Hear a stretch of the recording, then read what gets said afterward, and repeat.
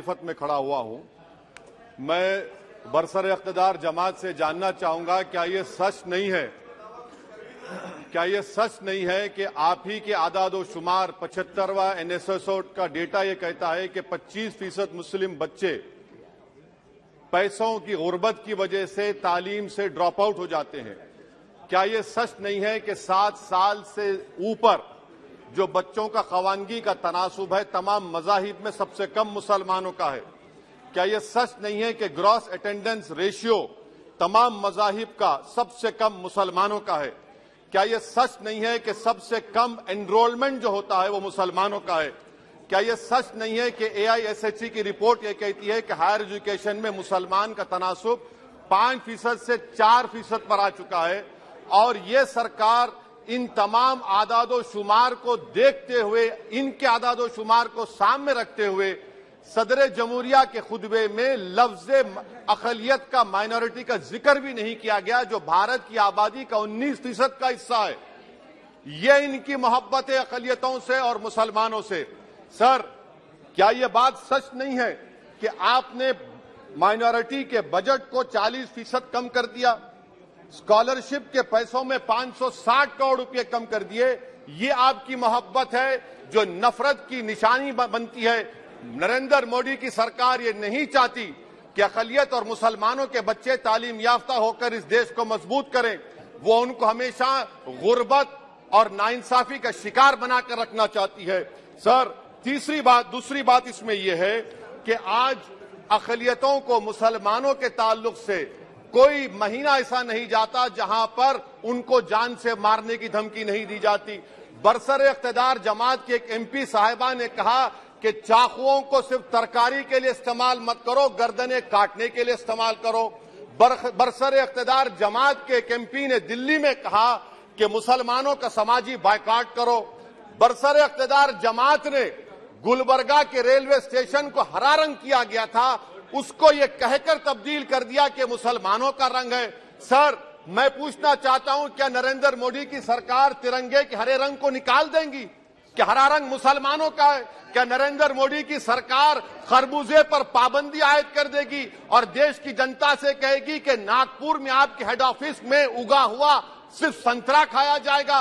Sir, नारी शक्ति की आप बात करते हैं तो बिल्किस बानो अगर मुसलमान नहीं होती तो बिल्किस बानो को इंसाफ मिल जाता।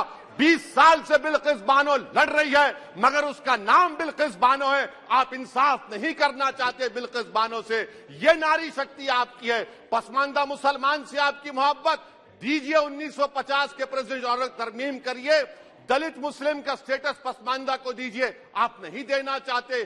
क्या मजहबी आजादी का उनको हक हासिल नहीं है?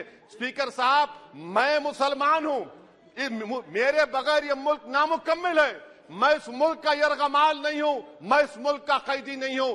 मैं पूरे सिटीजनशिप की राइट को चाहता हूं और अभी चाहता हूं।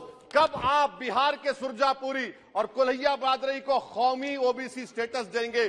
स्पीकर साहब, दूसरी अहम बात मैं कहना चाह रहा हूं, चीन का जिक्र आपने किया। क्या प्रधानमंत्री अपनी जबान को जुम्बिश देंगे और चीन का नाम लेंगे? क्या आप चीन को डेमचौक और डेमसांग से उखाड़ कर फेंकेंगे? DGP कॉन्फ्रेंस में चेयरमैन साहब कहा गया कि 65 पेट्रोलिंग पॉइंट में से 26 पेट्रोलिंग पॉइंट पर भारत की फौज पेट्रोलिंग नहीं कर सकती है। चीन से आप डरते हैं। अरे, डिसएंगेजमेंट हुआ तो डीएस्केलेशन कब होगा? डी इंडक्शन कब होगा? चीन से आप डरते हैं। 3 साल से चेयरमैन साहब 50,000 भारत की फौज हजारों फीट चोटियों पर बर्फ में खड़ी हुई है। देश के प्रधानमंत्री को क्या भारत की आवाम पर भरोसा नहीं है? भारत की फौज पर भरोसा नहीं है? अरे, चीन का नाम लीजिए वजीर आजम, डरिए मत चीन से। तीसरी पॉइंट सर, हमारे कानून के मंत्री चले गए।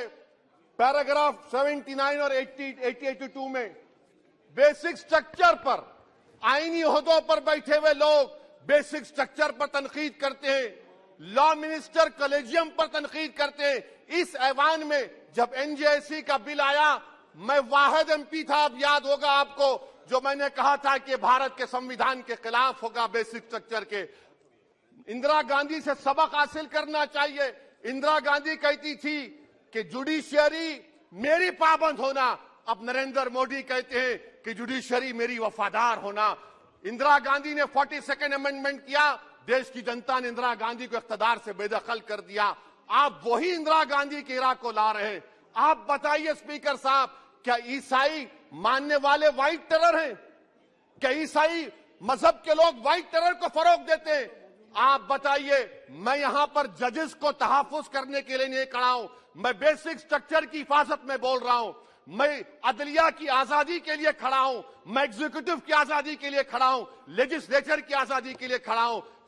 चेयरमैन साहब, कोर्ट का काम ये नहीं है, जजेस का काम ये नहीं है कि नरेंद्र मोदी सरकार की मदद करे।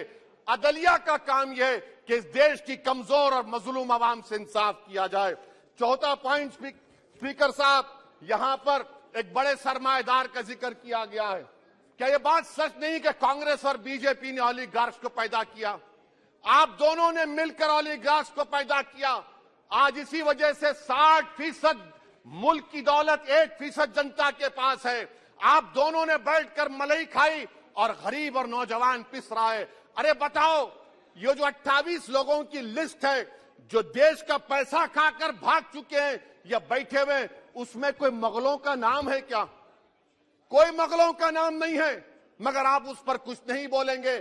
संडेसरास कंपनी है 15,000 करोड़ नाइजीरिया और केनिया की कोर्ट में जाकर कहती है कि हम हिंदू हैं, भारत को आएंगे तो प्रोसिक्यूशन होगा। आपने कोर्ट में कुछ नहीं कहा, वहां पर एसआईटी आपने बनाई। मगर शुक्र है, मैं लाइटर वेन में कह रहा हूं कि हाइडेनबर्ग अगर यहां होता तो यूएपीए लग जाता उस पर।